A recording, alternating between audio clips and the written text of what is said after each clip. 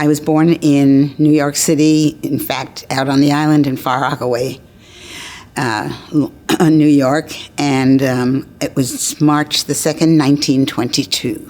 I'm the oldest of 4 girls, and we lived there for a while, and then we moved to Manhattan and lived in Washington Heights. We moved a lot because it was Depression time, and I didn't realize that it was Depression time because my parents were really very good at covering that up in many ways. We always had food to eat, and that was all we needed, because when you're very young, what do you care?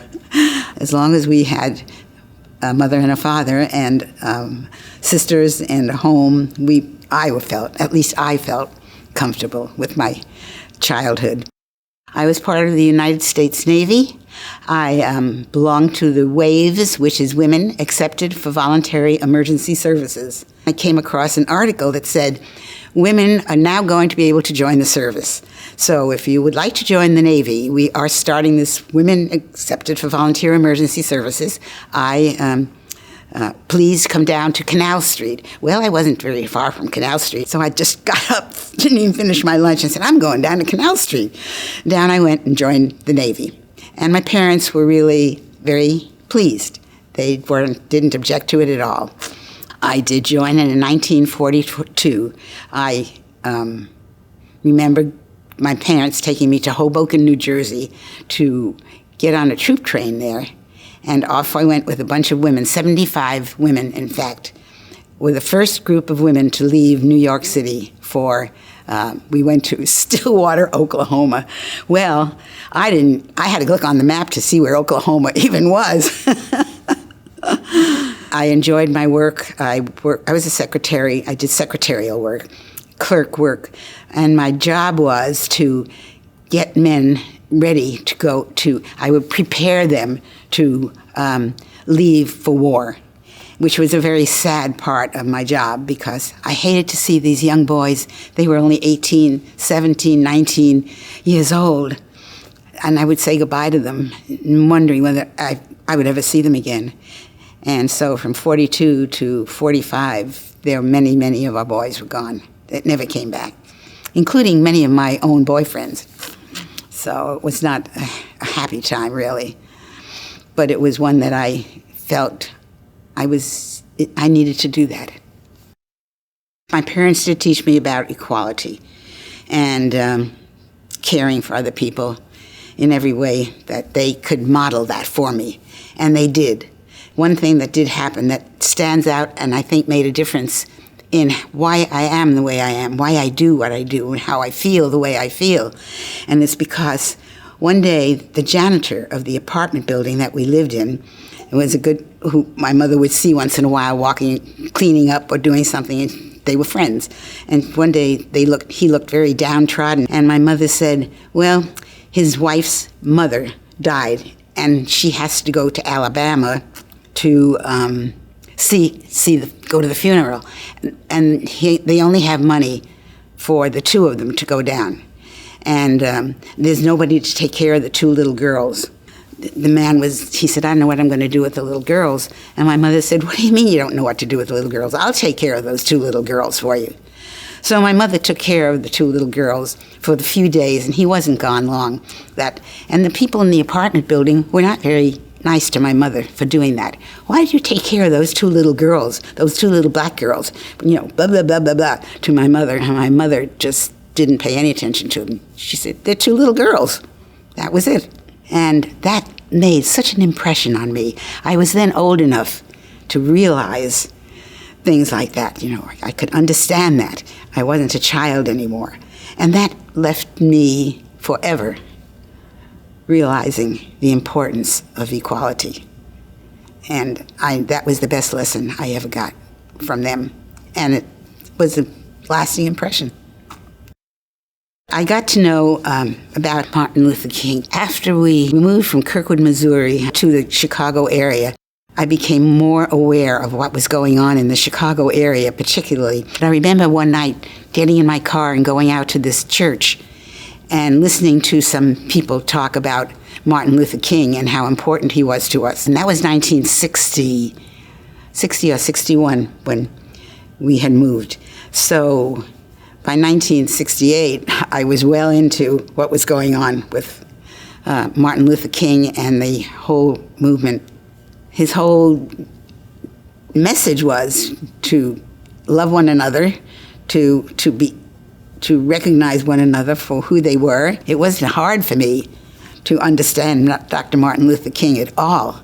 So he was just the kind of person that I really could understand and be part of. And I remember once that he came to Elmhurst College, which is a college in the suburb, and oh my God, I was so excited. I couldn't stand it, So I found I lived real close to it, so I walked over there, in fact, and I was able to stand way in the back and see him. I never got to meet him, though, or anything, but I did see him. Anything that was within a town around the area, I would go to those, and I would always take some of my children with me. I would have one in the buggy, one on either side of me, and off we'd go. And my husband would say, "Gloria, it's okay for you to go, but please take care of those kids." And I think they were grateful for that, because they too are the kind of kids kind of adults now that I want to see and feel. And I'm so proud of them for that, every one of them. I just followed him all the time. And then the time that he was in Chicago, one time that he was in Chicago, and he decided to get an apartment in Chicago. I remember that. And he also had a movement then, and it was a movement for fair housing. That was it. That's why he moved into the apartment in the projects. And then after that fair housing thing, though, a group of us in the town that I lived in Elmhurst, we had a group that were working on civil rights and equality and that kind of thing. And we decided that we'd go from door to door and ask people if it'd be okay if they had people from Chicago, black families, move into their neighborhood. Well, that was an interesting experience in itself, because you can't imagine the answers I got from some of them. Some were very, very good, and I was so grateful. One woman said to me, "Gloria, it's okay. I'm fine with that," she said. "I like anybody who's a good next-door neighbor to me. I'll be a next-door neighbor to them, but my next-door neighbor right now, she'll move right out of town if you decide to bring a black family into this neighborhood." And that's what I heard more than I heard anything worthwhile. So that was hard to do, and we did it for a while, but we weren't getting any place with that. But we tried. That's how it is all the time, though. You always have to get in there and do what you can. What do I think that Dr. King would be most proud of seeing today? Well, I guess he'd be most proud of our continued protesting for what he believed was right, and which many of us believed was right. That he would be proud of us being out there saying, silence is for cowards. Get out there and do the right thing. He would be proud of continuing his message as much as we can, and the fact that we stood up and voiced our opinion, that we didn't sit back and that we were silent. We let people know how we felt. And years ago, people didn't do that, but now we are out there letting people know what is going on and what we need to do to keep this country together. What inspired me to continue the fight for civil rights? I guess it goes all the way back to my mother, taking those two little children and taking care of them and saying, "The heck with you, the rest of you in that building that I live in, those children are I'm taking care of them. They're two little girls, and they need a home, and they need me right now because their mother is not going to be here for them." And she did. And I think that was my inspiration right there. I think of her often now because she was so far ahead of herself. She was out there. Even then, she didn't care what anybody else said or did or wanted to. She just stood up for what she believed. And I think I got that message. What would I say to someone who is considering getting involved in what I'm involved in, I guess? Well, do you have children? And most of my friends do have children. And I said, it's important for those children to grow up in a world that is free of all the prejudices that we have now. And I said, if you are that kind of person, if your children are really important to you, you've got to look at the future.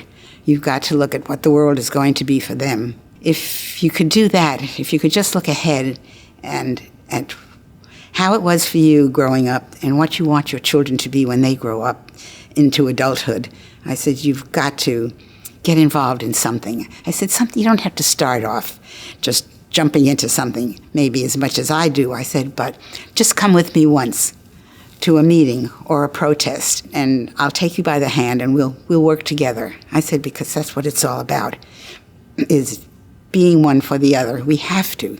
This is not a world where we can be separated. We have to look at each other. We have to care for one another. We've got to listen to one another, and we're not doing that right now. That's what I'd say. Dr. King, you died too young. We need you now more than ever. But we're listening to you. We hear you. And we're going to carry on where you left off because it's important to us. It's important right now more than ever, ever, ever